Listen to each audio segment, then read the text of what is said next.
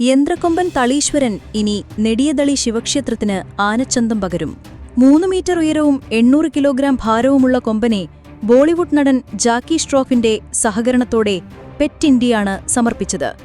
വംശനാശ ഭീഷണി നേരിടുന്ന ജീവി സംരക്ഷണത്തിനായി പ്രവർത്തിക്കുന്ന people four ethical treatment of animals എന്ന മൃഗസ്നേഹികളുടെ സംഘടന പെറ്റ് ഇന്ത്യ 11 യന്ത്ര ആനകളെ സമർപ്പിച്ചിട്ടുണ്ട്. സംസ്ഥാനത്ത് സമർപ്പിക്കുന്ന 7ാമത്തെ ആനയാണ് നെടിയതളി ക്ഷേത്രത്തിലേക്ക് സമർപ്പിച്ച തളീശ്വരൻ. നഗരസഭാധ്യക്ഷ ടി.കെ. ഗീത ഉദ്ഘാടനം ചെയ്തു. ക്ഷേത്രം പ്രസിഡന്റും തന്ത്രിയുമായ ബാബുശാന്തി അധ്യക്ഷത വഹിച്ചു.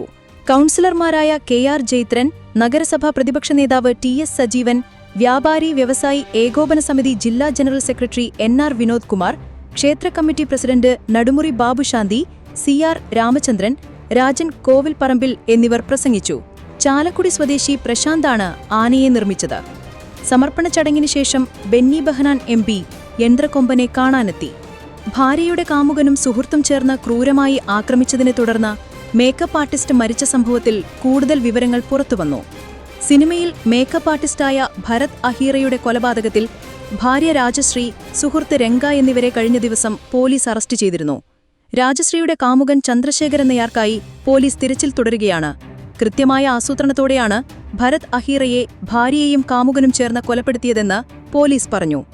ജൂലൈ 19-നാണ് പരിക്കേറ്റ ഭരത് അഹീറയെ മലാഡിലെ ആശുപത്രിയിൽ പ്രവേശിപ്പിച്ചത്. ബൈക്ക് അപകടത്തിൽ പരിക്കേറ്റതാണെന്ന് ആശുപത്രി അധികൃതരോട് പറഞ്ഞിരുന്നത്. എന്നാൽ പോലീസ് ആശുപത്രിയിലെത്തി അന്വേഷിച്ചപ്പോൾ ബൈക്ക് അപകടമാണെന്ന് ഭരതും മൊഴി നൽകി. എന്നാൽ ജൂലൈ 12-ന് ഭാര്യ രാജശ്രീയുടെ സാന്നിധ്യത്തിൽ ഭരതിനെ 2 പുരുഷന്മാർ ക്രൂരമായി മർദ്ദിച്ചതായി പോലീസിന് വിവരം ലഭിച്ചു. തുടർന്ന് ഭരതിന്റെയും രാജശ്രീയുടെയും 2 പെൺകുട്ടികളുടെയും മൊഴി പോലീസ് എടുത്തു. ഇവർ താമസിക്കുന്ന ആരേ കോളനിയിൽ വെച്ച് പിതാവിനെ ക്രൂരമായി മർദ്ദിച്ചതായി പോലീസിനോട് കുട്ടികൾ പറഞ്ഞു. രാജശ്രീക്ക് ഇതേ കോളനിയിലെ താമസക്കാരനായ ചന്ദ്രശേഖർ എന്നയാളുമായി വിവാഹേതര ബന്ധമുണ്ടെന്നും പോലീസ് കണ്ടെത്തി. ഇവരുടെ ബന്ധത്തെ ചൊല്ലി ഭരതും രാജശ്രീയും നിരന്തരം വഴക്കിട്ടിരുന്നുവെന്ന് പോലീസ് പറഞ്ഞു. തുടർന്ന് ഭർത്താവിനെ ഒഴിവാക്കുന്നതിനായി ചന്ദ്രശേഖരുമായി ചേർന്ന് രാജശ്രീ ഗൂഢാലോചന നടത്തി. ജൂലൈ 12-ന് ചന്ദ്രശേഖരും കൂട്ടാളി രംഗയും ചേർന്ന് ഭരതിനെ ക്രൂരമായി മർദ്ദിക്കുകയായിരുന്നു. രാജശ്രീയും അപ്പോൾ അവിടെയുണ്ടായിരുന്നു. ആളുകൂടിയപ്പോൾ പ്രതികൾ സ്ഥലം വിട്ടു. എന്നാൽ ഭരതിനെ ആശുപത്രിയിൽ കൊണ്ടുപോകാതെ രാജശ്രീ വീട്ടിലേക്ക് കൊണ്ടുപോകുകയായിരുന്നു. വീട്ടിൽ അദ്ദേഹത്തിന്റെ നില വഷളാകുമ്പോൾ മക്കൾ ഒരു ബന്ധുവിനെ വിവരമറിയിച്ചു. തുടർന്നാണ് 19-ന് ഭരതിനെ ആശുപത്രിയിലേക്ക് മാറ്റുന്നത്. ചികിത്സയ്ക്കിടെ ഓഗസ്റ്റ് 5-നാണ് ഭരത് മരിക്കുന്നത്. തുടർന്ന് ഭാര്യ രാജശ്രീ, കാമുകൻ ചന്ദ്രശേഖർ, രംഗ എന്നിവർക്കെതിരെ പോലീസ് കൊലപാതക കുറ്റം ചുമത്തി.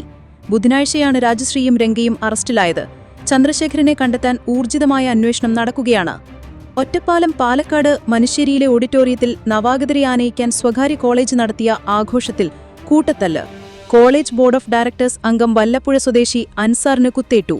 വധശ്രമ കേസിൽ കോളേജ് വിദ്യാർത്ഥികളായ 2 പേർ കസ്റ്റഡിയിലായി. അൻസാറിനെ ആക്രമിച്ചത് പുറത്തുനിന്നെത്തിയ യുവാവാണെന്നും ഇയാളെ കണ്ടെത്താൻ അന്വേഷണം ഊർജിതമാക്കിയതായും പോലീസ് അറിയിച്ചു. ആഘോഷത്തിനിടെ ബൈക്ക് റേസ് ചെയ്തതിനെ ചൊല്ലിയായിരുന്നു ആദ്യം ഇരു വിഭാഗങ്ങളും തമ്മിൽ തർക്കവും കയ്യാങ്കളിയും. ഇതിനിടെ ചില വിദ്യാർത്ഥികൾ പുറത്തുനിന്നുള്ളവരെ വിളിച്ചുവരുത്തി. കത്തിയുമായി പുറത്തുനിന്ന് യുവാവെത്തിയതോടെ ഡയറക്ടർ ബോർഡംഗം അൻസാറും അധ്യാപകരും ഇടപെട്ടു. ഇതിനിടെയാണ് അൻസാറിന്റെ തലയ്ക്ക് കുത്തേറ്റത്. മറ്റു ചില അധ്യാപകർക്കും മർദ്ദനമേറ്റു. പരിക്കേറ്റയാളെ വാണിയംകുളത്തെ സ്വകാര്യ ആശുപത്രിയിൽ ചികിത്സയ്ക്ക് വിധേയമാക്കി. കേസിൽ വിദ്യാർത്ഥികളായ ഹിരൺ 20 വയസ്സും വിഷ്ണുരാജ് 21 വയസ്സുമാണ് കസ്റ്റഡിയിലായത്. വിഷാദരോഗത്തിന് വൈദ്യസഹായം നൽകുന്നതിനു പകരം ബാധ ഒഴിപ്പിക്കലിന് വിധേയയാക്കിയെന്ന ആരോപണവുമായി ചൈനീസ് നടി Zhao Lusi. Tianjin Galaxy cool entertainment culture media company limited എന്ന ടാലന്റ് ഏജൻസിക്കെതിരെയാണ് നടിയുടെ ആരോപണം. വിഷാദരോഗത്തിന് ആശുപത്രിയിലേക്ക് കൊണ്ടുപോകുന്നതിനു പകരം തന്നെ ഒരു ഹോട്ടൽ മുറിയിൽ പൂട്ടിയിട്ട് ബാധ ഒഴിപ്പിക്കലിന് വിധേയയാക്കിയെന്ന് ഷാവോ ആരോപിച്ചു. വെളിപ്പെടുത്തലിന്റെ വീഡിയോ സമൂഹമാധ്യമങ്ങളിൽ വൈറലാവുകയായിരുന്നു. എനിക്ക് അസുഖമായിരുന്നു. ഡോക്ടറെ അടുത്ത് കൊണ്ടുപോകുന്നതിനു പകരം അവർ എന്നെ ഹോട്ടലിൽ പൂട്ടിയിട്ടു. ആരുടെയോ ശാപമേറ്റിട്ടുണ്ടെന്ന് പറഞ്ഞ് ഒരാളെ വിളിപ്പിച്ച് ബാധ ഒഴിപ്പിക്കുകയായിരുന്നു എന്ന് ഷാവോ വീഡിയോയിൽ പറഞ്ഞു. കഴിഞ്ഞ ഡിസംബറിലാണ് സംഭവം. റോസി ഷാവോ എന്നും അറിയപ്പെടുന്ന 26 വയസ്സുകാരിയായ Zhao Lusi the romance of tiger and the rose എന്ന ചിത്രങ്ങളിലൂടെ പ്രശസ്തിയാണ്. 2024 ഡിസംബറിൽ വിഷാദരോഗം ബാധിച്ചതിന് പിന്നാലെ സിനിമയിൽ നിന്ന് വിട്ടുനിൽക്കുകയാണ്. കരാർ ലംഘിച്ചതിന് 2 ദശലക്ഷം യുവാൻ നഷ്ടപരിഹാരം നൽകാൻ നിർബന്ധിതയായതായി ഷാവോ ഈ മാസം 2-ന് സമൂഹമാധ്യമത്തിൽ പോസ്റ്റ് ചെയ്തിരുന്നു. ടാലന്റ് ഏജൻസി മുൻപ് പിന്തുണ നൽകുമെന്ന് വാഗ്ദാനം ചെയ്തിരുന്നുവെങ്കിലും പിന്നീട് പിന്മാറിയെന്നും അവർ ആരോപിച്ചു. വർഷങ്ങളായി കമ്പനി തന്നെ ശാരീരികവും മാനസികവുമായി പീഡിപ്പിക്കുന്നുവെന്നും അവർ ആരോപിച്ചു. 2019 ഒരു ഓഡിഷനിൽ പരാജയപ്പെട്ടതിന് ബോസ് പുലർച്ചെ 2 മണിക്ക് ശുചാലയത്തിൽ കൊണ്ടുപോയി മണിക്കൂറുകളോളം ഉപദ്രവിച്ചുവെന്ന് ഷാവോയുടെ ഒരു സുഹൃത്തും ആരോപിച്ചു. എന്നാൽ ഏജൻസി ആരോപണങ്ങൾ നിഷേധിച്ചു. പിന്നീട് ബി മൈസെൽഫ് എന്ന റിയാലിറ്റി ഷോയിലൂടെയാണ് ഷാവോ തിരിച്ചുവരവ് നടത്തിയത്. ഗ്രാമപ്രദേശങ്ങൾ സന്ദർശിച്ച് ജീവിതത്തെക്കുറിച്ച് പറയുന്ന രീതിയിലായിരുന്നു പരിപാടി. തന്റെ മോശം ആരോഗ്യം, ഉറക്കക്കുറവ്, വിഷാദം എന്നിവയെക്കുറിച്ചെല്ലാം ഷാവോ ഷോയിൽ തുറന്നു പറഞ്ഞു. എങ്കിലും ഗ്രാമീണരുടെ ബുദ്ധിമുട്ടുകൾ പരിഗണിച്ചില്ലെന്ന് ചൂണ്ടിക്കാട്ടി അവർ വിമർശനങ്ങൾ നേരിട്ടു. ഷോ രൂപകൽപ്പന ചെയ്തത് അവരുടെ ഏജൻസിയാണെന്ന് ഷാവോ പിന്നീട് വെളിപ്പെടുത്തി. തന്റെ അസുഖത്തെക്കുറിച്ച് വ്യാജ കാര്യങ്ങൾ പ്രചരിപ്പിച്ചുവെന്നും ഷാവോ പറഞ്ഞു. ഷാവോയുടെ ആരോപണത്തിന് പിന്നാലെ ചൈനീസ് വിനോദ വ്യവസായത്തിലെ ഉള്ളറകളെക്കുറിച്ച് സമൂഹമാധ്യമങ്ങളിൽ ചർച്ചകൾ സജീവമായി. ആന്ധ്ര, ഒഡീഷ, ബംഗാൾ ഉൾക്കടലിന് മുകളിലായി സ്ഥിതി ചെയ്യുന്ന ന്യൂനമർദ്ദം ശക്തി കുറഞ്ഞ ചക്രവാത ചുഴലിയായി ഗുജറാത്തിലേക്ക് നീങ്ങുന്നു. കർണാടക, കൊങ്കൺ, ഗോവ, മഹാരാഷ്ട്ര, ഗുജറാത്ത്, തെലുങ്കാന എന്നിവിടങ്ങളിൽ അതിതീവ്ര മഴ മുന്നറിയിപ്പ് നൽകിയിരിക്കുകയാണ്. കേരളത്തിൽ തിങ്കളാഴ്ച വരെ തീവ്രത കൂടിയും കുറഞ്ഞും മഴ തുടരുമെന്ന് കാലാവസ്ഥാ വിദഗ്ധൻ രാജീവൻ എരിക്കുളം വ്യക്തമാക്കുകയാണ്. മധ്യവടക്കൻ ജില്ലകളിലും മലയോര മേഖലയിലുമാണ് കൂടുതൽ മഴ പ്രതീക്ഷിക്കുന്നത്. നിലവിൽ കാറ്റും ഇടയ്ക്കിടെ ശക്തി പ്രാപിക്കുകയും ചെയ്യുന്നു. കഴിഞ്ഞ 24 മണിക്കൂറിൽ ഇടുക്കി, വയനാട് ജില്ലകളിൽ അതിതീവ്ര മഴയും പാലക്കാട്, കോഴിക്കോട്, തൃശൂർ ജില്ലകളിൽ അതിശക്തമായ മഴയും രേഖപ്പെടുത്തിയിരുന്നു. ഇനി വീടുകളിലും ചെറുകിട സംരംഭങ്ങൾ തുടങ്ങാൻ പഞ്ചായത്തുകൾക്ക് ലൈസൻസ് നൽകാം. വീടിന്റെ 50% വരെ സ്ഥാപനങ്ങൾ തുടങ്ങാൻ നീക്കം വയ്ക്കാം. ഇതുൾപ്പെടെ പുതുതലമുറയിലെയും നിയമവിധേയമായതുമായ ഏത് സംരംഭത്തിനും ലൈസൻസ് നൽകുന്ന തരത്തിൽ 1996 കേരള പഞ്ചായത്തി രാജ് ഫാക്ടറികൾക്കും വ്യാപാരങ്ങൾക്കും സംരംഭക പ്രവർത്തനങ്ങൾക്കും മറ്റു സേവനങ്ങൾക്കും ലൈസൻസ് നൽകുന്ന ചട്ടങ്ങൾ സമഗ്രമായി പരിഷ്കരിച്ച് സർക്കാർ ഉടൻ വിജ്ഞാപനമിറക്കും. വീടുകളിൽ പ്രവർത്തിക്കുന്ന കുടിൽ വ്യവസായങ്ങൾക്കും മറ്റു വാണിജ്യ സേവനങ്ങൾക്കും നിലവിൽ ലൈസൻസ് അനുവദിക്കുന്നില്ല. ചട്ടങ്ങൾ മാറുന്നതോടെ ബാങ്ക് വായ്പ, GST രജിസ്ട്രേഷൻ, വിവിധ ഗ്രാന്റുകൾ എന്നിവ കിട്ടുന്നതിലുൾപ്പെടെയുള്ള തടസ്സത്തിന് പരിഹാരമാകും. നിലവിലെ ചട്ടത്തിൽ ലൈസൻസ് നൽകാൻ സാധിക്കുന്ന 150-ൽ പരം സേവനങ്ങളും സംരംഭങ്ങളും മാത്രമാണുള്ളത്. നഗരസഭകളുടെയും കോർപ്പറേഷനുകളുടെയും സംരംഭക ലൈസൻസ് ചട്ടങ്ങൾ പിന്നീട് പരിഷ്കരിക്കും. ഒരിക്കൽ വാങ്ങിയ അനുമതി സംരംഭകൻ മാറിയാലും സംരംഭക രീതിക്ക് മാറ്റമില്ലെങ്കിൽ കൈമാറാം. ലൈസൻസ് അന്ന് തന്നെ പുതുക്കാൻ ഫാസ്റ്റ് ട്രാക്ക് സംവിധാനം. ലൈസൻസ് അനുമതി അപേക്ഷകളിൽ നിശ്ചിത സമയത്തിനുള്ളിൽ നടപടിയില്ലെങ്കിൽ ഡീംഡ് ലൈസൻസ്. ലൈസൻസ് ഫീസ് പൂർണ്ണമായും മൂലധന നിക്ഷേപത്തിന്റെ അടിസ്ഥാനത്തിലാക്കും. കുറഞ്ഞ മൂലധന നിക്ഷേപമുള്ള സംരംഭങ്ങൾക്ക് പ്രത്യേക സ്ലാബ്. മൂലധന നിക്ഷേപം കണക്കാക്കുമ്പോൾ ഭൂമിയുടെയും കെട്ടിടത്തിന്റെയും വില ഒഴിവാക്കും. സ്ഥാപനങ്ങൾക്കെതിരായ പരാതികളിൽ വിദഗ്ധ ഉപദേശത്തോടെ സമയബന്ധിതമായി തീർത്താക്കാൻ സംവിധാനം. ലൈസൻസ് കാലാവധി അവസാനിക്കുന്നത് സാമ്പത്തിക വർഷത്തിന് പകരം ലൈസൻസ് തീയതി മുതൽ 1 വർഷം. ചട്ടങ്ങളിൽ സംരംഭങ്ങളെ കാറ്റഗറി 1, 2 എന്നിങ്ങനെ തരംതിരിക്കും. കാറ്റഗറി 1 ഉൽപ്പാദന യൂണിറ്റുകളാണ്. അവയിൽ സംസ്ഥാന മലിനീകരണ നിയന്ത്രണ ബോർഡിന്റെ വൈറ്റ്, ഗ്രീൻ വിഭാഗത്തിലെ യൂണിറ്റുകൾക്ക് പഞ്ചായത്തിന്റെ ലൈസൻസ് ആവശ്യമില്ല. പകരം അവ രജിസ്റ്റർ ചെയ്താൽ മതി.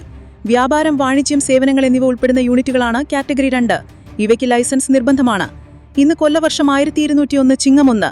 13-ാം നൂറ്റാണ്ടിനും നൂറ്റാണ്ടിലെ ആദ്യ വർഷത്തിനുമാണ് ഇന്ന് തുടക്കമാവുന്നത്. 12-ാം നൂറ്റാണ്ടിലെ അവസാന വർഷമാണ് ഇന്നലെ അവസാനിച്ചത്. ചിങ്ങത്തിൽ തുടങ്ങി കർക്കടകത്തിൽ അവസാനിക്കുന്ന മലയാള വർഷത്തിന് AD 825 ജൂലൈ 25 ചൊവ്വാഴ്ച കൊല്ലവർഷം ആരംഭിച്ചതായി ആൻ ഇന്ത്യൻ എഫെമറീസ് എന്ന ആധികാരിക ഗ്രന്ഥത്തിൽ രേഖപ്പെടുത്തിയിട്ടുണ്ട്. വേണാട് രാജാവായിരുന്ന ഉദയമാർത്താണ്ഡവർമ്മയാണ് കൊല്ലവർഷത്തിന് തുടക്കമിട്ടതെന്നും ശങ്കരാചാര്യർ തുടങ്ങിവെച്ചതാണെന്നും സപ്തർഷി വർഷത്തിന്റെ വകഭേദമാണെന്നും വ്യത്യസ്ത അഭിപ്രായങ്ങളുണ്ട്. മറ്റു വാദങ്ങളുമുണ്ട്.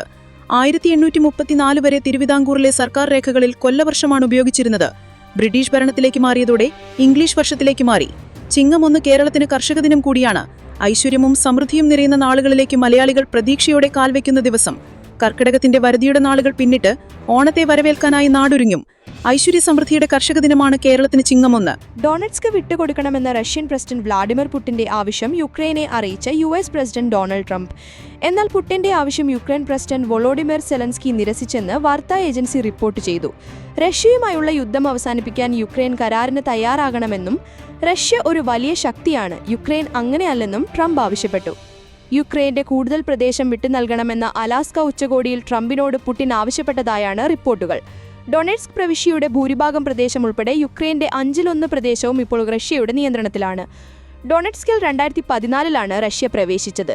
മോസ്കോയുടെ പ്രധാന ലക്ഷ്യങ്ങളിലൊന്നായ വ്യാവസായിക മേഖലയായ ഡൊണറ്റ്സ്ക് റഷ്യയ്ക്ക് വിട്ടുനൽകാൻ തയ്യാറായാൽ മറ്റു പ്രദേശങ്ങളിലെ മുന്നേറ്റം മരവിപ്പിക്കാൻ തയ്യാറാണെന്ന് പുടിൻ നിലപാട് സ്വീകരിച്ചതായാണ് സൂചന. തീരുവ വർധനയ്ക്കു പിന്നാലെ നിലനിൽക്കുന്ന സാമ്പത്തിക സംഘർഷത്തിന്റെ സാഹചര്യത്തിൽ വ്യാപാര ചർച്ചകൾക്കുള്ള US സംഘത്തിന്റെ ഇന്ത്യ സന്ദർശനം മാറ്റിവെച്ചതായി റിപ്പോർട്ട്. ചർച്ചകൾക്കായി ഓഗസ്റ്റ് 25 മുതൽ 29 വരെ US സംഘം ഇന്ത്യയിൽ ഉണ്ടാകുമെന്നായിരുന്നു വിവരം. എന്നാൽ ഇത് റദ്ദാക്കിയതായി NDTV റിപ്പോർട്ട് ചെയ്തു. US പ്രസിഡന്റ് ഡൊണാൾഡ് ട്രംപ് മുൻപ് ഏർപ്പെടുത്തിയ 25% തീരുവയ്ക്ക് പുറമെ റഷ്യൻ എണ്ണ ഇറക്കുമതിക്ക് ഇന്ത്യൻ ഉൽപ്പന്നങ്ങൾക്ക് 25% ലെവി ഏർപ്പെടുത്തുമെന്നും പ്രഖ്യാപിച്ച സാഹചര്യത്തിൽ ഇന്ത്യ-US ഉഭയകക്ഷി വ്യാപാര കരാറിനെക്കുറിച്ചുള്ള ചർച്ചകൾ നിർണായകമാണ്. കാർഷിക ക്ഷീരവിപണിയിൽ കൂടുതൽ ഇടം വേണമെന്ന US-ന്റെ നിർബന്ധമാണ് കരാറിലെ പ്രധാന തടസ്സങ്ങളിലൊന്ന്. ചെറുകിട കർഷകരുടെ ഉപജീവന മാർഗത്തെ ബാധിക്കുന്നതിനാൽ ഇത് അംഗീകരിക്കാൻ കഴിയില്ലെന്ന് ഇന്ത്യ അറിയിച്ചു.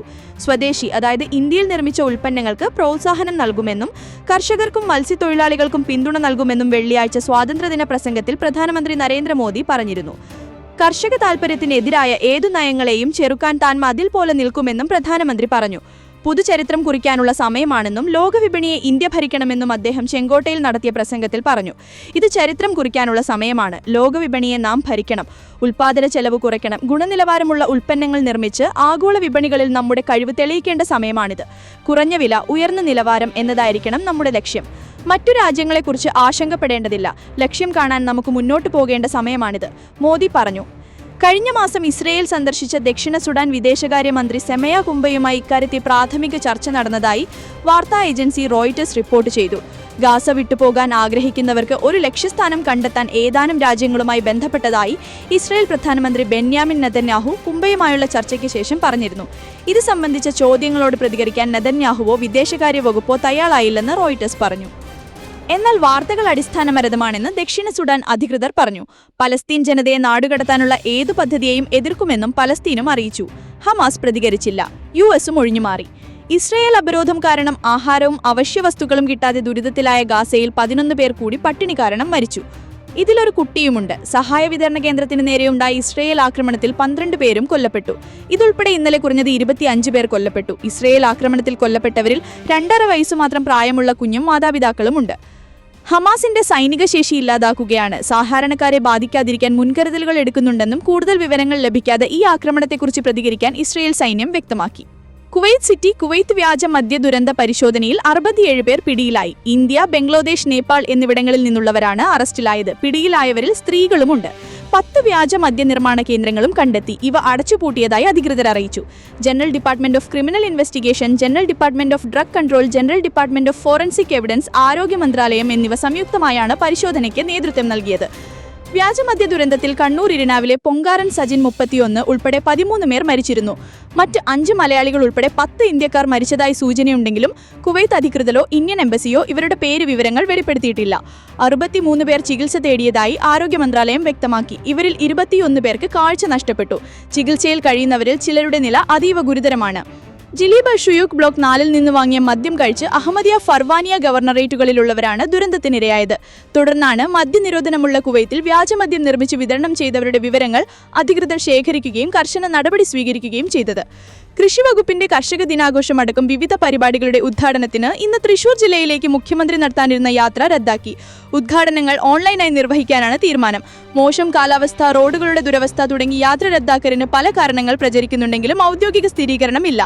തേക്കിൻകാട് മൈതാനത്ത് കർഷക ദിനാഘോഷത്തിന്റെ സംസ്ഥാനതല ഉദ്ഘാടനം, സാഹിത്യ അക്കാദമിയിൽ രാജ്യാന്തര സാഹിത്യ ഉത്സവ ഉദ്ഘാടനം, ഹോട്ടൽ ദാസ് കോണ്ടിനെന്റൽ, കുവൈത്ത് കലാ ട്രസ്റ്റ് പുരസ്കാര സമർപ്പണം എന്നിവയായിരുന്നു മുഖ്യമന്ത്രി പങ്കെടുക്കേണ്ടിരുന്ന പരിപാടികൾ. ഇന്നലെ രാത്രി 8:30 തൃശൂരിലെത്തുമെന്നായിരുന്നു പോലീസിനടക്കം ലഭിച്ച അറിയിപ്പ്. ഇതുപ്രകാരം വിപുലമായ സുരക്ഷാ ക്രമീകരണങ്ങളും ഏർപ്പാടാക്കിയിരുന്നു. എന്നാൽ രാത്രി യാത്ര റദ്ദാക്കിയതായി വൈകിട്ടോടെ പോലീസിന് വിവരം ലഭിച്ചു. ഇന്ന് രാവിലെ എത്താനുള്ള സാധ്യത സംഘാടകർ പ്രതീക്ഷിച്ചു. എന്നാൽ ഓൺലൈൻ മാത്രമേ പങ്കെടുക്കൂ എന്ന വിവരം പിന്നീട് കൈമാറി.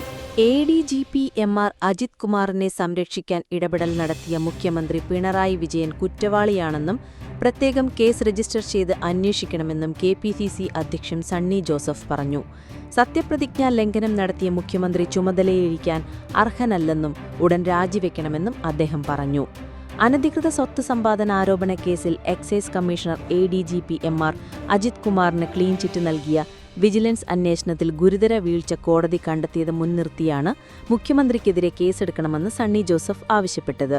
ADGP MR അജിത് കുമാർ 1-ാം പ്രതിയും മുഖ്യമന്ത്രിയുടെ പൊളിറ്റിക്കൽ സെക്രട്ടറി P ശശി 2-ാം പ്രതിയുമായ കേസിൽ നിയമവിരുദ്ധമായി മുഖ്യമന്ത്രി ഇടപെടൽ നടത്തിയെന്ന് തെളിയിക്കുന്നതാണ് കോടതി വിധിയെന്നും സണ്ണി ജോസഫ് പറഞ്ഞു. തന്റെ അടുത്ത 2 ആളുകളെ രക്ഷിക്കുന്നതിന് മുഖ്യമന്ത്രി പദവി ദുരുപയോഗം ചെയ്തു. നിയമമാണ് പരമാധികാരി എന്ന് കോടതി വിധിയിൽ പറയുന്നു. ആരായാലും നിയമത്തിന് വിധേയനാണെന്ന് സൂചിപ്പിച്ചുകൊണ്ടാണ് കോടതി വിധി തുടങ്ങുന്നത്. ഒരാളെ രക്ഷിക്കുന്നതിന് നിയമത്തിന്റെ എല്ലാ തത്വങ്ങളും ചവിട്ടിമെതിക്കപ്പെട്ടു. അന്വേഷണത്തിൽ സത്യം തെളിയിക്കുന്നതിനുള്ള വിവരങ്ങൾ ശേഖരിക്കുന്നതിന് പകരം പ്രതികളെ സഹായിക്കാനാണ് ഇടപെടൽ നടത്തിയത്. രേഖകൾ പരിശോധിച്ചപ്പോൾ അഴിമതി നടന്നതായി മനസ്സിലാക്കാം. അതിനാൽ അന്വേഷണ റിപ്പോർട്ട് സ്വീകാര്യമല്ലെന്നും തള്ളിക്കളയുന്നുവെന്നുമാണ് കോടതി പറഞ്ഞത്. രാഷ്ട്രീയ നേതൃത്വത്തിന് ഒരധികാരവുമില്ലാത്ത അന്വേഷണത്തിൽ മുഖ്യമന്ത്രി ഇടപെട്ടിരിക്കുന്നുവെന്ന് കോടതിയുടെ നിരീക്ഷണത്തിൽ നിന്ന് വ്യക്തമാണ്. പോലീസ് അന്വേഷിച്ചാൽ നീതി ഉണ്ടാകില്ല എന്ന് മനസ്സിലാക്കിയ കോടതി സ്വകാര്യ അന്യായമായി എടുത്തിരിക്കുകയാണ്. RSSുമായുള്ള മുഖ്യമന്ത്രിയുടെ ഇടപാടിന് അജിത് കുമാറാണ് പാലം. തൃശൂർ പൂരം കലക്കിയതിന്റെ പേരിൽ അജിത് കുമാറിനെതിരെ നടപടിയില്ല. ഭരണകക്ഷിയിലുള്ളവർ തന്നെ പരാതി പറഞ്ഞിട്ടും കാര്യമില്ല. കോടികളുടെ അനർഘ സ്വത്ത് സമ്പാദനമാണ് അജിത് കുമാർ നടത്തിയത്. ഇതിനെല്ലാം പുറമെ നടത്തിയ അന്വേഷണ പ്രഹസനത്തിന് മുഖ്യമന്ത്രിയുടെ അംഗീകാരമുണ്ടെന്നുകൂടി എഴുതിവയ്ക്കുക കൂടി ചെയ്തു. ആഭ്യന്തര വകുപ്പ് നിയമലംഘനങ്ങളുടെ വകുപ്പാണെന്നും സണ്ണി ജോസഫ് പറഞ്ഞു. ADM കെ നവീൻ ബാബുവിന്റെ മരണത്തിൽ തുടരന്വേഷണം ആവശ്യപ്പെട്ട് ഭാര്യ Manjusha Kannur judicial 1ാം class magistrate കോടതിയിൽ നൽകിയ ഹർജി തള്ളണമെന്നാവശ്യപ്പെട്ട് പോലീസ് റിപ്പോർട്ട് നൽകി. കേസിന്റെ അന്വേഷണ പരിധിയിൽ വരുന്ന മുഴുവൻ കാര്യങ്ങളും സമഗ്രമായി പരിശോധിച്ച് അന്വേഷണം നടത്തുകയും കേസിലെ പ്രതി കുറ്റക്കാരിയാണെന്ന് കണ്ടെത്തുകയും ചെയ്തതാണ്. കേസ് അന്വേഷണം CBIക്ക് കൈമാറണമെന്നാവശ്യപ്പെട്ട ഹർജി ഹൈക്കോടതിയും സുപ്രീം കോടതിയും തള്ളുകയും അന്വേഷണം ശരിയായ രീതിയിലാണെന്ന് അഭിപ്രായപ്പെട്ടതുമാണ്. ഇതിനാൽ നിയമപരമായും വസ്തുതാപരമായും നിലനിൽക്കാത്ത ഹർജി തള്ളിക്കളയണമെന്നാണ് അന്വേഷണ ഉദ്യോഗസ്ഥൻ Kannur town police inspector Sreejith Kodere സമർപ്പിച്ച റിപ്പോർട്ടിൽ പറയുന്നത്. കേസ് പരിഗണിക്കുന്നത് 23ലേക്ക് മാറ്റി. ഈ മാസം 5-നാണ് തുടരന്വേഷണം ആവശ്യപ്പെട്ട് നവീൻ ബാബുവിന്റെ ഭാര്യ മഞ്ജുഷ കോടതിയിൽ ഹർജി നൽകിയത്. ശരിയായ രീതിയിൽ അന്വേഷണം നടത്തിയില്ലെന്നും നവീൻ ബാബു കൈക്കൂലി വാങ്ങിയെന്ന തരത്തിലാണ് തുടക്കം മുതൽ അന്വേഷണ സംഘം നീങ്ങിയതെന്നും ഹർജിയിൽ പറയുന്നു. പക്ഷപാതപരമായ അന്വേഷണമാണ് നടത്തിയത്. തെളിവുകളെ നിരാകരിക്കുകയും പ്രതിക്ക് അനുകൂലമാക്കി തീർത്തുവെന്നും ഹർജിയിൽ പറയുന്നു. 2023 ഒക്ടോബർ 15-നാണ് നവീൻ ബാബുവിനെ താമസ സ്ഥലത്ത് തൂങ്ങി മരിച്ച നിലയിൽ കണ്ടത്. അന്ന് ജില്ലാ പഞ്ചായത്ത് പ്രസിഡന്റായിരുന്ന PP ദിവ്യയാണ് കേസിലെ ഏക പ്രതി. മരണത്തിൽ ദിവ്യക്കെതിരെ ആത്മഹത്യാ പ്രേരണ കുറ്റം ചുമത്തി പ്രത്യേക അന്വേഷണ സംഘം കുറ്റപത്രം നൽകിയിരുന്നു. നവദമ്പതികളായ രാജേഷും അമൃത കൃഷ്ണയും ആത്മഹത്യ ചെയ്തത് നിസാര തർക്കങ്ങൾക്ക് തുടർന്നാണെന്ന് സൂചന. നിലമ്പൂർ മണലോടി കറുത്തെടുത്ത് നടരാജന്റെയും സത്യഭാമയുടെയും മകനാണ് രാജേഷ്. എരുമമുണ്ട കാനക്കുത്ത് എലിപ്പാത്ത് ബാലകൃഷ്ണന്റെയും തുളസിയുടെയും മകളാണ് അമൃത. 3 മാസം മുൻപായിരുന്നു വിവാഹം. 2022-ലാണ് രാജേഷും അമൃതയും അടുപ്പത്തിലായത്. അമൃതയുടെ വീട്ടുകാർ നൽകിയ പരാതിയിൽ പോത്തുകൽ പോലീസ് പോക്സോ കേസെടുത്ത് രാജേഷിനെ അറസ്റ്റ് ചെയ്തിരുന്നു. തുടർന്ന് രാജേഷ് ജയിലിലായി. അമൃതയ്ക്ക് പ്രായപൂർത്തിയായ ശേഷം 3 മാസം മുൻപാണ് ഇവരുടെ വിവാഹം നടത്തിയത്. പന്തൽ നിർമ്മാണ തൊഴിലാളിയായ രാജേഷ് ഇന്ന് ജോലിക്ക് പോയിരുന്നില്ല. രാജേഷിന്റെ മൃതദേഹം വീട്ടിന്റെ സ്വീകരണ മുറിയിൽ സോഫയിലായിരുന്നു കിടന്നത്. അമൃത തൊട്ടടുത്ത മുറിയിൽ പ്ലാസ്റ്റിക് കയറിൽ തൂങ്ങിയ നിലയിലായിരുന്നു. ഇരുവരും ആത്മഹത്യ ചെയ്തതാണെന്നാണ് പ്രാഥമിക നിഗമനമെന്ന് സ്ഥലം സന്ദർശിച്ച DYSP സാജു കെ എബ്രഹാം പറഞ്ഞു. പോലീസ് പറയുന്നത് ഇങ്ങനെ: ആദ്യം രാജേഷ് തൂങ്ങി മരിച്ചു. വീട്ടിനു പുറത്ത് ജോലിയിലായിരുന്ന അമൃത അകത്ത് ചെന്നപ്പോൾ രാജേഷിനെ പ്ലാസ്റ്റിക് കയറിൽ തൂങ്ങിയ നിലയിൽ കണ്ടു. ഉടനെ കയററുത്തു. രാജേഷ് താഴെ വീണു. രാജേഷ് മരിച്ചെന്ന് മനസ്സിലായ അമൃത മുറിയിൽ പ്ലാസ്റ്റിക് കയറിൽ തൂങ്ങി. ശബ്ദം കേട്ട് വീട്ടിൽ വന്ന രാജേഷിന്റെ അമ്മ സത്യഭാമ മകൻ നിലത്ത് കിടക്കുന്നത് കണ്ടു. അമൃത കയറിൽ തൂങ്ങിയ നിലയിലായിരുന്നു. സത്യഭാമ രാജേഷിനെ വലിച്ചിഴച്ച് സോഫയിൽ കിടത്തി. അയൽവീട്ടിലെത്തി വിവരം പറഞ്ഞു. അയൽവാസികളെത്തി കയററുത്ത് അമൃതയെ താഴെ കിടത്തി. അടുത്ത വീട്ടിലെ ഡോക്ടർ പ്രാഥമിക ചികിത്സ നൽകി ജില്ലാ ആശുപത്രിയിൽ എത്തിച്ചെങ്കിലും മരിച്ചു. മൃതദേഹങ്ങൾ മഞ്ചേരി മെഡിക്കൽ കോളേജ് ആശുപത്രി മോർച്ചറിയിലേക്ക് മാറ്റി. പോസ്റ്റ്മോർട്ടം നാളെ നടത്തും. ബ്ലോഗർ ജ്യോതി മൽഹോത്ര പാക് ചാരയാണെന്ന് ശക്തമായ തെളിവുകളുണ്ടെന്ന് പോലീസ്. 2500 പേജുള്ള കുറ്റപത്രത്തിലാണ് പോലീസ് ഇക്കാര്യം വ്യക്തമാക്കിയത്. പാകിസ്ഥാൻ ഹൈക്കമ്മീഷൻ ഉദ്യോഗസ്ഥനായ ദാനിഷുമായി ജ്യോതി നിരന്തരം ബന്ധപ്പെട്ടിരുന്നതായി പോലീസ് പറയുന്നു. ദാനിഷിനെ ഇന്ത്യൻ സർക്കാർ പുറത്താക്കിയിരുന്നു. ഏറെ നാളുകളായി ജ്യോതി ചാരവർത്തി നടത്തുകയാണെന്ന് കുറ്റപത്രത്തിൽ പറയുന്നു. പാകിസ്ഥാൻ ചാര സംഘടനയായ ISI ഉദ്യോഗസ്ഥരുമായും ബന്ധം പുലർത്തി. ഓപ്പറേഷൻ സിന്ദൂരിന്റെ സമയത്ത് പ്രധാന വിവരങ്ങൾ പാകിസ്ഥാന് കൈമാറിയതായി വ്യക്തമായതിനെ തുടർന്നാണ് ജ്യോതിയെ അറസ്റ്റ് ചെയ്തത്. 2023 പാകിസ്ഥാൻ സന്ദർശനത്തിനിടെ അലി എഹ്വാൻ എന്നാളെ ജ്യോതി കണ്ടുമുട്ടി. പാകിസ്ഥാനിലെ ജ്യോതിയുടെ താമസവും യാത്രയും ഏർപ്പാടാക്കിയത് അലിയായിരുന്നു. ഈ വ്യക്തിയാണ് ജ്യോതിക്ക് പാകിസ്ഥാൻ സുരക്ഷാ രഹസ്യാന്വേഷണ ഉദ്യോഗസ്ഥരെ പരിചയപ്പെടുത്തി കൊടുത്തത്. പാകിസ്ഥാനിൽ വച്ച് ഷാക്കിർ, റാണ ഷഹബാസ് എന്നീ ഉദ്യോഗസ്ഥരെ ജ്യോതി കണ്ടുവെന്നും FIRൽ പറയുന്നുണ്ട്. പാകിസ്ഥാനിൽ നിന്നും മടങ്ങിയേറ്റ ശേഷം വാട്സപ്പ്, ടെലിഗ്രാം, സ്നാപ്ചാറ്റ് തുടങ്ങിയ സാമൂഹിക മാധ്യമങ്ങൾ വഴി യുവതി ഇവരുമായി ബന്ധം തുടർന്നുവെന്നും അന്വേഷണ ഉദ്യോഗസ്ഥർ പറയുന്നു. തന്റെ യൂട്യൂബ് ചാനൽ വഴി ഇന്ത്യയിലെ തന്ത്രപ്രധാന സ്ഥലങ്ങളെക്കുറിച്ചുള്ള വിവരങ്ങൾ ജ്യോതി പങ്കുവച്ചെന്നും സാമൂഹിക മാധ്യമങ്ങളിലൂടെ പാകിസ്ഥാന്റെ പ്രതിച്ഛായ ഉയർത്തിക്കാട്ടാൻ ശ്രമിച്ചെന്നും അന്വേഷണ ഉദ്യോഗസ്ഥർ പറയുന്നു. വീഡിയോ ചിത്രീകരണത്തിനായി ജ്യോതി കേരളവും സന്ദർശിച്ചിരുന്നു. റഷ്യയിൽ നിന്ന് എണ്ണ വാങ്ങുന്ന രാജ്യങ്ങൾക്ക് ഏർപ്പെടുത്താനൊരുങ്ങുന്ന അധിക തീരുവ ഒഴിവാക്കുമെന്ന സൂചന നൽകി US പ്രസിഡന്റ് ഡൊണാൾഡ് ട്രംപ്. എണ്ണ ഉപഭോക്താവായ ഇന്ത്യയെ റഷ്യയ്ക്ക് നഷ്ടപ്പെട്ടെന്നും ഈ സാഹചര്യത്തിൽ അധിക തീരുവ ചുമത്തേണ്ടതില്ലെന്നുമാണ് ട്രംപ് സൂചന നൽകിയത്. ചിലപ്പോൾ എനിക്കത് ചെയ്യേണ്ടി വരില്ല, തീരുവ വർധന സംബന്ധിച്ച് ട്രംപ് പറഞ്ഞു. റഷ്യയിൽ നിന്ന് എണ്ണ വാങ്ങുന്നത് അവസാനിപ്പിച്ചതായി ഇന്ത്യ സ്ഥിരീകരിച്ചിട്ടില്ല. ചൈനയും ഇന്ത്യയുമാണ് റഷ്യയിൽ നിന്ന് കൂടുതൽ ഇന്ധനം ഇറക്കുമതി ചെയ്യുന്നത്. റഷ്യൻ പ്രസിഡന്റ് വ്ളാഡിമിർ പുടിന് ഒരു പ്രധാന എണ്ണ ഉപഭോക്താവിനെ നഷ്ടപ്പെട്ടതായി ഇന്ത്യയെ പരാമർശിച്ച് ട്രംപ് പറഞ്ഞു. റഷ്യയുടെ 40% എണ്ണ വാങ്ങിയിരുന്നത് ഇന്ത്യയാണ്. ചൈനയും വലിയ തോതിൽ എണ്ണ വാങ്ങുന്നുണ്ട്. ഞാൻ തീരുവ വർദ്ധിപ്പിക്കുന്നത് റഷ്യയ്ക്ക് വലിയ തിരിച്ചടിയായിരിക്കും. എനിക്കത് ചെയ്യേണ്ടി വന്നാൽ ചെയ്യും, ചിലപ്പോൾ എനിക്കത് ചെയ്യേണ്ടി വരില്ല, ട്രംപ് ചാനൽ അഭിമുഖത്തിൽ പറഞ്ഞു. റഷ്യയിൽ നിന്ന് എണ്ണ വാങ്ങുന്നതിനാലാണ് ഇന്ത്യക്ക് കനത്ത തീരുവ ഏർപ്പെടുത്താൻ US തീരുമാനിച്ചത്. 25% ആദ്യം ഏർപ്പെടുത്തിയത്. പിന്നീടിത് 25% കൂടി കൂട്ടി. ഇതോടെ US ഏറ്റവും ഉയർന്ന തീരുവ ചുമത്തിയ രാജ്യമായി ബ്രസീലിനൊപ്പം ഇന്ത്യയും മാറി. ആദ്യം പ്രഖ്യാപിച്ച തീരുവ നിലവിൽ വന്നു. രണ്ടാമത് പ്രഖ്യാപിച്ച തീരുവ ഓഗസ്റ്റ് 27-നാണ് നിലവിൽ വരിക. ഇന്ത്യയിൽ നിന്ന് ഇറക്കുമതി ചെയ്യുന്ന ഉൽപ്പന്നങ്ങൾക്ക് 25% അധിക തീരുവ ചുമത്താനുള്ള US പ്രസിഡന്റ് ഡൊണാൾഡ് ട്രംപിന്റെ തീരുമാനത്തെ അതിരൂക്ഷമായി വിമർശിച്ച് കേന്ദ്ര സർക്കാർ രംഗത്തെത്തിയിരുന്നു. നടപടി അങ്ങേയറ്റം ദൗർഭാഗ്യകരമാണെന്നും രാജ്യ താൽപര്യങ്ങൾ സംരക്ഷിക്കാൻ ആവശ്യമായ എല്ലാ നടപടികളും ഇന്ത്യ സ്വീകരിക്കുമെന്നും വിദേശകാര്യ മന്ത്രാലയം വ്യക്തമാക്കിയിരുന്നു. യുക്രൈൻ പ്രസിഡന്റ് വളോഡിമിർ സെലൻസ്കി തിങ്കളാഴ്ച US പ്രസിഡന്റ് ഡൊണാൾഡ് ട്രംപുമായി കൂടിക്കാഴ്ച നടത്തും. ട്രംപ് പുടിൻ ചർച്ചയ്ക്ക് പിന്നാലെയാണ് കൂടിക്കാഴ്ച. യുക്രൈൻ യുദ്ധം അവസാനിപ്പിക്കുന്നത് സംബന്ധിച്ച് ട്രംപ് പുടിൻ ചർച്ചയിൽ തീരുമാനമായില്ല. തുടർ ചർച്ചകളിലൂടെ യുദ്ധം അവസാനിപ്പിക്കാനുള്ള ശ്രമങ്ങളാണ് നടക്കുന്നത്. താൽക്കാലിക വെടിനിർത്തൽ കരാറിനേക്കാൾ നേരിട്ട് സമാധാന കരാർ ഒപ്പിടുന്നതാണ് നല്ലതെന്ന് ചർച്ചകൾക്ക് ശേഷം ട്രംപ് പ്രതികരിച്ചു. കരാറുകൾ സാധ്യമായില്ലെങ്കിലും ചർച്ചകളിൽ പുരോഗതി ഉണ്ടായതായും അദ്ദേഹം വ്യക്തമാക്കി. റഷ്യൻ പ്രസിഡന്റ് വ്ളാഡിമിർ പുടിനുമായി വീണ്ടും ചർച്ചകൾ നടത്തുമെന്ന സൂചനകളും ട്രംപ് നൽകി. സെലൻസ്കിയുമായും യൂറോപ്യൻ നേതാക്കളുമായും ട്രംപ് ചർച്ച നടത്തി. അലാസ്കയിലേത് മികച്ചതും വളരെ വിജയകരവുമായ ദിവസമായിരുന്നുവെന്ന് ഡൊണാൾഡ് ട്രംപ് സമൂഹമാധ്യമത്തിൽ വ്യക്തമാക്കി. റഷ്യൻ പ്രസിഡന്റ് വ്ളാഡിമിർ പുടിനുമായുള്ള കൂടിക്കാഴ്ചയും യുക്രൈൻ പ്രസിഡന്റ് സെലൻസ്കിയുമായും നാറ്റോയുടെ സെക്രട്ടറി ജനറൽ ഉൾപ്പെടെയുള്ള വിവിധ യൂറോപ്യൻ നേതാക്കളുമായി നടത്തിയ ഫോൺ സംഭാഷണവും വളരെ മികച്ചതായിരുന്നു. റഷ്യയും യുക്രൈനും തമ്മിലുള്ള യുദ്ധം അവസാനിപ്പിക്കുന്നതിന് ഏറ്റവും നല്ല മാർഗം വെടിനിർത്തൽ കരാറല്ല, നേരിട്ടുള്ള സമാധാന കരാറാണ്. വെടിനിർത്തൽ കരാറുകൾ പലപ്പോഴും നിലനിൽക്കാറില്ല എന്നും ട്രംപ് പറഞ്ഞു. യുക്രൈൻ, US, റഷ്യ എന്നീ രാഷ്ട്രത്തലവന്മാരുടെ കൂടിക്കാഴ്ചയ്ക്കുള്ള പ്രസിഡന്റ് ട്രംപിന്റെ നിർദ്ദേശത്തെ പിന്തുണയ്ക്കുകയാണ് സെലൻസ്കി പറഞ്ഞത്. പ്രധാന വിഷയങ്ങൾ നേതാക്കളുടെ തലത്തിൽ ചർച്ച ചെയ്യപ്പെടുമെന്നും സെലൻസ്കി വ്യക്തമാക്കി. 6 വർഷത്തിനു ശേഷമാണ് ട്രംപും പുടിനും കൂടിക്കാഴ്ച നടത്തുന്നത്. യുക്രൈന് സമാധാന പ്രതീക്ഷകൾ നൽകുന്നതാണ് ഇതുവരെയുള്ള ചർച്ചകൾ. റഷ്യൻ പ്രസിഡന്റ് വ്ളാഡിമിർ പുടിനുമായുള്ള അലാസ്കയിൽ നടത്തിയ കൂടിക്കാഴ്ചയെ ലോകം ആകാംക്ഷയോടെയാണ് കണ്ടത്. 3.5 വർഷമായി തുടരുന്ന യുക്രൈൻ റഷ്യ യുദ്ധം അവസാനിപ്പിക്കാനും സമാധാനം പുനഃസ്ഥാപിക്കാനും കൂടിക്കാഴ്ചയിൽ തീരുമാനമാകുമോ എന്നതായിരുന്നു ലോകരാജ്യങ്ങളുടെ ആകാംക്ഷ. വെടിനിർത്തലില്ല, റഷ്യ യുക്രൈൻ യുദ്ധമായിരുന്നു ചർച്ചാ വിഷയം. എങ്കിലും ഇരു രാജ്യങ്ങളും തമ്മിലുള്ള വെടിനിർത്തലിനോ സമാധാന കരാറിനോ കൂടിക്കാഴ്ചയിൽ ധാരണയായില്ല.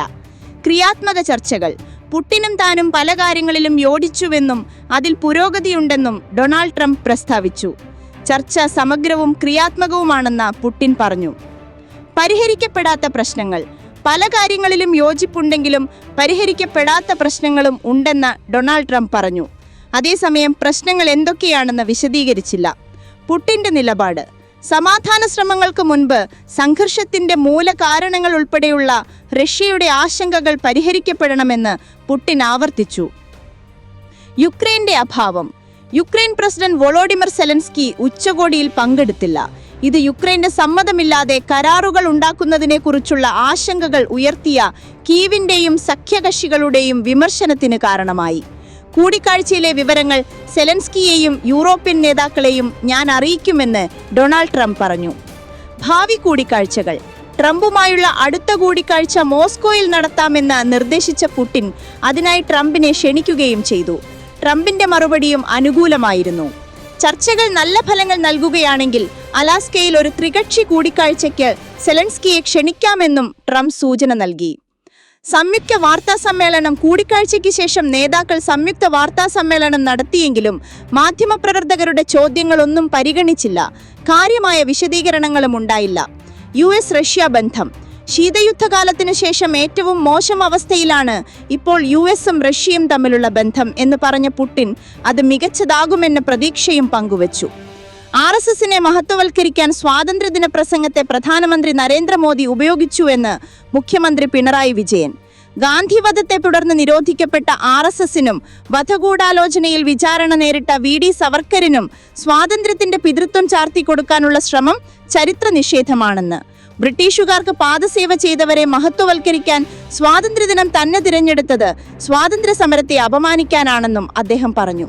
കേന്ദ്ര പെട്രോളിയം മന്ത്രാലയത്തിന്റെ സ്വാതന്ത്ര്യദിനാശംസാ കാർഡിൽ ഗാന്ധിജിക്ക് മുകളിൽ VD സവർക്കറെ പ്രതിഷ്ഠിച്ചത് കൂട്ടിവായിക്കുമ്പോൾ വ്യാപുലമായ ഗൂഢാലോചനയുടെ ഭാഗമാണിതൊക്കെയെന്നാണ് തെളിയുന്നത്. സ്വാതന്ത്ര്യ സമര ചരിത്രത്തെ ഭയപ്പെടുന്നവരുടെ വെപ്രാളമാണ് പ്രകടമാകുന്നത്. ജാതി മത വേഷഭാഷ വ്യത്യാസങ്ങൾക്കതീതമായി ഇന്ത്യക്കാർ ഒന്നിച്ചാണ് സ്വാതന്ത്ര്യ സമരത്തിൽ അണിനിരുന്നത്. ഒട്ടുകാരുടെ വേഷമായിരുന്നു അന്ന് RSSന്. നാനാത്വത്തിൽ ഏകത്വം ഉയർത്തിപ്പിടിക്കുന്ന ഇന്ത്യൻ ദേശീയതയ്ക്ക് പകരം ബഹുജന വർഗീയതയിലൂന്നിയ ഹിന്ദുത്വ ദേശീയതയാണ് അവർ ഉയർത്തിപ്പിടിച്ചത്. സ്വാതന്ത്ര്യ സമര ഘട്ടങ്ങളിലാകെ അതിനോട് പിന്തിരിഞ്ഞു നിന്ന RSS ദേശീയ പ്രസ്ഥാനത്തിൽ തങ്ങൾക്കും പങ്കുണ്ടെന്ന് സ്ഥാപിച്ചെടുക്കാനുള്ള ശ്രമങ്ങളാണ് നടത്തുന്നത്. ഓഗസ്റ്റ് 14 വിഭജന ഭീതിയുടെ ഓർമ്മ ദിനമായി ആചരിക്കാൻ ആഹ്വാനം ചെയ്തവർക്ക് സ്വാതന്ത്ര്യദിനത്തോട് എന്തു മതിപ്പാണുള്ളതെന്ന് പിണറായി വിജയൻ ചോദിച്ചു. വെറുപ്പിന്റെയും വർഗീയതയുടെയും കലാപങ്ങളുടെയും വിഴുപ്പുഭാരമാണ് RSS പേറുന്നത്. മനുഷ്യത്വ വിരുദ്ധമായ വിഭാഗീയതയുടെ പ്രത്യയശാസ്ത്രം ചുമന്നു നടക്കുന്നവർക്ക് കൈയിട്ടുവാരാനുള്ളതല്ല ഇന്ത്യയുടെ മഹിതമായ സ്വാതന്ത്ര്യ സമര ചരിത്രം. അത്തരക്കാരുമായി തുല്യപ്പെടുത്താനുള്ളതല്ല ഗാന്ധിജിയുടെയും ഭഗത് സിംഗിന്റെയും രക്തസാക്ഷികളുടെയും സ്മരണ. മനുഷ്യസ്നേഹത്തിന്റെയും പാരസ്പര്യത്തിന്റെയും ചരിത്രത്തെ കുഴിച്ചുമൂടി വെറുപ്പിനെ പകരം വയ്ക്കാനുള്ള ഏതു നീക്കത്തെയും രാജ്യം ഒറ്റക്കെട്ടായി നിന്ന് നേരിടേണ്ടതുണ്ട് എന്ന് പിണറായി വിജയൻ പറഞ്ഞു. ന്യൂഡൽഹി യമുന നദിയിൽ ജലനിരപ്പ് അപകടകരമായ നിലയിലേക്ക് ഉയരുന്നു. ശനിയാഴ്ച രാവിലെ ഡൽഹിയിലെ പഴയ റെയിൽവേ പാലത്തിൽ യമുന നദിയിലെ ജലനിരപ്പ് 205.22 മീറ്ററിലെത്തി. അപകടനിരക്കായ 205.33 മീറ്ററിൽ നിന്ന് ഏതാനും അടി താഴെയാണ് നിലവിൽ ജലനിരപ്പ്. സ്ഥിതിഗതികൾ നിരീക്ഷിച്ചു വരികയാണെന്നും വെള്ളപ്പൊക്കത്തിന് സമാനമായ സാഹചര്യം നേരിടാൻ മുൻകരുതൽ നടപടികൾ സ്വീകരിക്കാൻ ബന്ധപ്പെട്ട എല്ലാ ഏജൻസികളോടും ആവശ്യപ്പെട്ടിട്ടുണ്ടെന്നും അധികൃതർ പറഞ്ഞു. ജലനിരപ്പ് ഇനിയും ഉയരാൻ സാധ്യതയുണ്ടെന്നാണ് കാലാവസ്ഥാ വകുപ്പിന്റെ പ്രവചനം. വസീറാബാദ്, ഹത്നികുണ്ട് ബാരേജുകളിൽ നിന്ന് ഓരോ മണിക്കൂറിലും ഉയർന്ന അളവിൽ വെള്ളം പുറത്തേക്കൊഴുകുന്നതാണ് ജലനിരപ്പ് ഉയരാൻ കാരണം. വെള്ളപ്പൊക്ക നിയന്ത്രണ വകുപ്പിന്റെ കണക്കനുസരിച്ച് ഹത്നികുണ്ട് അണക്കെട്ടിൽ നിന്ന് മണിക്കൂറിൽ 38,897 ക്യൂസെക്കും വസീറാബാദിൽ നിന്ന് മണിക്കൂറിൽ 45,620 ക്യൂസെക്കും വെള്ളം തുറന്നുവിടുന്നതാണ് ജലനിരപ്പ് ഉയരാൻ കാരണം.